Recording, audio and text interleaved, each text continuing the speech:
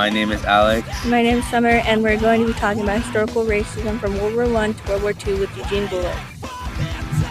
During World War I and World War II, African Americans were put in a difficult position. They were expected to fight for freedom overseas while still dealing with racism and discrimination at home. One person who really shows this is Eugene J. Bullard. His story is different from most, because he became a war hero, but not for the United States. Eugene Bullard was born in Georgia in 1895 during a time when racism and segregation were very common. As a teenager, he left the United States to escape that environment and eventually settled in France, where he found more opportunities and better treatment than he had experienced in America. When World War I started, he volunteered to fight for France by joining the French Foreign Legion. He fought in dangerous conditions and was seriously injured in battle. After recovering from his injuries, Bullard trained to become a pilot. He became one of the first African American combat pilots in history and flew missions for France during the war. He also earned awards for his bravery, including the Croix de Guerre. However, when the United States joined the war, Bullard tried to transfer to the U.S. military, but he was denied because of his race. Even though he was already a trained and experienced pilot, he wasn't given the same opportunity. During World War II, Eugene was already older, but he still chose to help. He was living in France and working at a nightclub he owned. The club was popular with soldiers and even German soldiers, which gave him a unique advantage before the war fully escalated.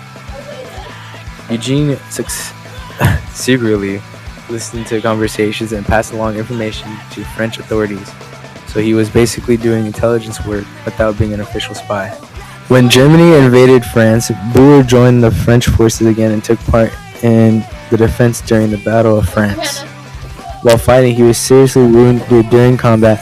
As German forces took control, Bullard had to escape the country to avoid capture. He eventually made it back to the United States. Even after fighting 2 wars and risking his life multiple times, he returned home with very little recognition for what he had done. Bullard's story reflects what many African Americans experienced during both World War I and World War II. They were fighting 2 battles at once, one against enemies overseas and another against racism and inequality at home.